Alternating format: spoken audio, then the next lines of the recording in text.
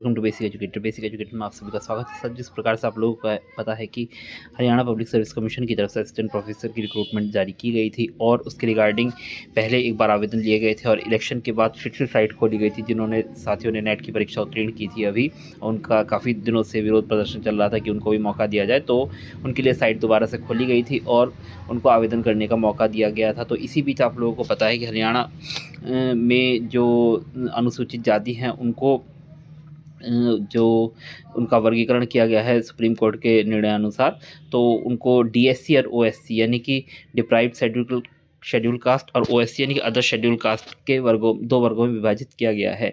तो ये assistant professor की जो रिक्रूटमेंट है इस पर इसका बहुत ही बड़ा प्रभाव पड़ने वाला है और ये जो पद है दोबारा से इनका ओएससी और डीएससी पदों का वर्गीकरण करके दोबारा से इन पदों को विज्ञापित किया जाएगा। तो इसके रिगार्डिंग जो मंत्री महोदय हैं उन्होंने भी पीछे एक बयान दिया था। तो कुल मिला के जो अपडेट्स हैं हरियाणा पब्लिक सर्विस कमीशन के ऑफिशियल्स की तरफ से भी, तो ये कहा जा सकता है कि ये भर्ती प्रक्रिया अभी फ़िलहाल कुछ दिनों के लिए होल्ड पर है। तो आप लोग तैयारी जारी रखिए, बट अभी मतलब निकट भविष्य में यानी कि नवंबर दिसंबर में इस परीक्षा की कोई उम्मीद नहीं है। बट अच्छा है, आप लोगों को तैयारी के लिए दोबारा से अच्छा समय मिल जा रहा है, तो आप लोग तैयारी जारी रखिए।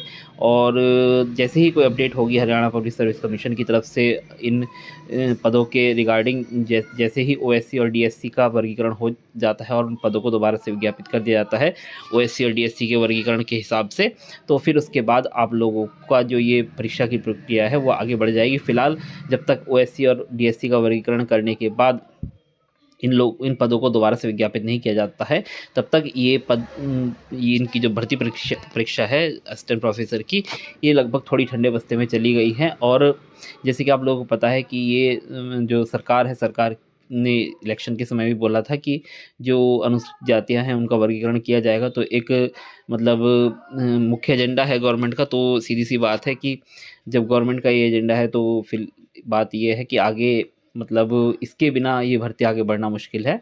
तो अब वेट कीजिए कि इन पदों को दोबारा से ओएससी और डीएससी का फ़िलहाल वर्गीकरण किया जा चुका है सरकार के द्वारा, जो उसका नोटिफिकेशन है वो जारी हो चुका है। बट जो हरियाणा पब्लिक सर्विस कमीशन को उसका जो लेटर है वो भेजा जाएगा और हरियाणा पब्लिक सर्विस कमीशन दोबारा से उन पदों का वर्गीकरण करते हुए ओएससी और डीएससी के कितने कितने पद बनते हैं उसके अकॉर्डिंग, जितने पद बनते हैं ओएससी और डीएससी के, फिर उसके हिसाब से उन पदों को दोबारा से विज्ञापित किया जाएगा। तो देखते हैं आगे कैसे घटनाक्रम आगे बढ़ता है। बट फिलहाल अभी परीक्षा थोड़ी सी ठंडे बस्ते में चली गई है इस वजह से।